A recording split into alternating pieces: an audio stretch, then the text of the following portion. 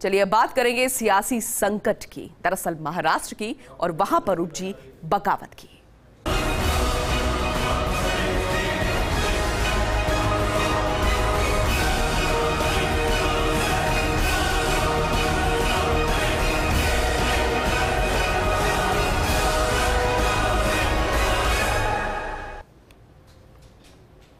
तो महाराष्ट्र के राजनीतिक संकट पर लेटेस्ट अपडेट क्या है वो आप तक पहुंचाते हैं। दरअसल मुंबई में शिवसेना के कार्यकर्ताओं ने निकाली है बाइक रैली। शरद पवार से मिले हैं कांग्रेसी दिग्गज और संजय राउत ने बागियों को ललकारा है।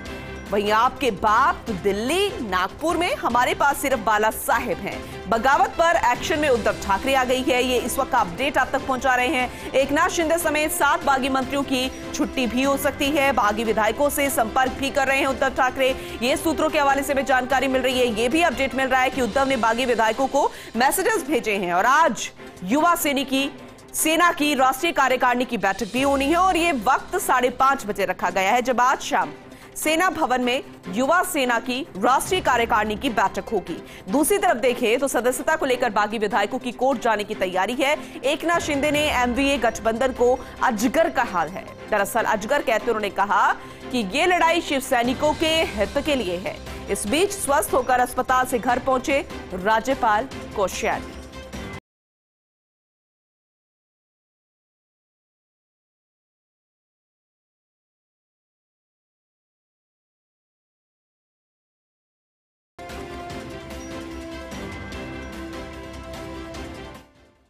जो लोग बाहर गए हैं वो शिवसेना नाम का इस्तेमाल न करें और अपना बाप का नाम का इस्तेमाल करो और वोट मांगे। आप बाला साहब ठाकरे जी का फोटो लगाएंगे, हम बाला साहब के भक्त है बोलेंगे। बाला साहब ठाकरे के भक्त इस तरह से पीठ में खंजर नहीं घुसते। जो होना है होने दो, जो करना है करने दो। मुंबई में तो आना पड़ेगा ना, वहां बैठ कर क्या हमको सलाह और मार्गदर्शन कर रहे। शिवसैनिक जमीन पर है, हजारों लाखों शिवसैनिक, हमारे एक इशारा का इंतजार है बस। लेकिन हमने अभी भी संयम रखा है। तो ये कोई शक्ति प्रदर्शन करता है, कोई और क्या करता है, कोई उसका अपन ध्यान देने की जरूरत नहीं। बाला साहब ठाकरे जी का इतना बड़ा नाम है और हिंदुत्व का नाम है, कोई परिवार का नाम नहीं है कि परिवार ही यूज़ करेगा। एक बड़ा नाम है, हिंदुत्व की पहचान है और बड़े बड़े महापुरुषों ने ऐसा किया है, तो वो भी एक महापुरुष के अनुरूप ही हैं हिंदुत्व के लिए। उनका नाम कोई भी यूज़ करता है तो ये पारिवारिक मामला नहीं है कि मैं ही और मेरा परिवार ही यूज़ करेगा। आज जिस प्रकार का वक्तव्य वो दे रहे हैं लगातार, मेरे अपने बाप का नाम यूज़ करके आप चुनाव में जाइएगा, क्या वो खाली उद्धव ही कर सकते हैं?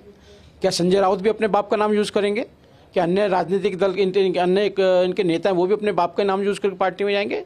एक आइकॉन बनता है। बाला साहब ठाकरे एक आइकॉन थे, हिंदुत्व के आइकॉन थे। और उन्होंने तो स्वयं उस समय कहा था कि कोई आदमी, जब मेरी पार्टी कांग्रेसीकरण हो जाएगा या कांग्रेस के पैर छूने लगेगी तो मैं पार्टी को ख़त्म कर दूंगा। तो उसके रास्ते पे इनको चलना चाहिए। क्योंकि बाप है इसलिए ही यही दायित्व होता है कि उनके अधिकार को ले रहे हैं, तो उनके जो उनकी सोच थे, विचार थे, उनको भी साथ में लेना चाहिए। बाला साहब ठाकरे की जो विरासत थी उसको उद्धव ठाकरे संचालित करने में नाकामयाब रहे और वैचारिक स्तर पर भी उन दलों के साथ उनका समन्वय है जो मूलतः बाला साहब ठाकरे की राजनीति के विरुद्ध थे। लिहाजा बाल ठाकरे का जो बचा हुआ हिंदुत्व है वो भी इस टूट में काम आएगा। स्पष्ट करा है कि हमारी पार्टी पूरी तरह से इंटैक्ट है और हम पूरी तरह से महाविकास आघाड़ी की सरकार के साथ हैं और हमें पूर्ण रूप से लगता है कि ये सरकार अपना पूरा कार्यकाल पूरा करेगी। हाँ, कुछ लोग खरीद फरोख्त कर रहे हैं। कौन लोगों ने उनको गुवाहाटी भेजा, कौन लोगों ने सूरत भेजा? अरे सूरत के आगे जयपुर था। देश के लोगों ने सोचना जरूरी है और इस देश में लोकशाही है कि नहीं, इसका सवाल होता है, क्योंकि ये ऑक्शन जैसे लेके जा रहे हैं।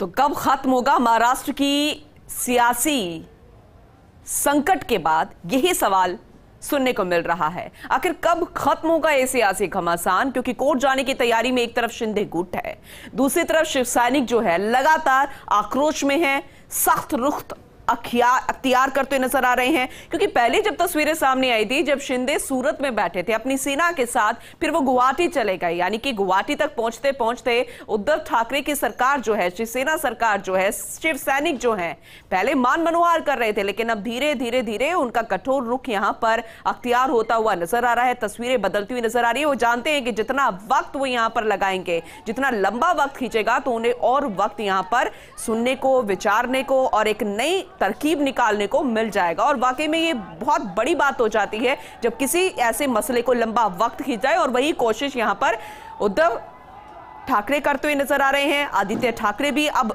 जुबानी जंग लड़ते हुए नजर आ रहे हैं। उन्होंने भी ये बातें कही है कि अच्छा हुआ कि कुछ गंदगी जो है वो यहां से निकल गई, और जिन्होंने धोखा दिया वो हमें छोड़कर चले गए। अच्छा हुआ वक्त पर बहुत कुछ सामने आ गया है।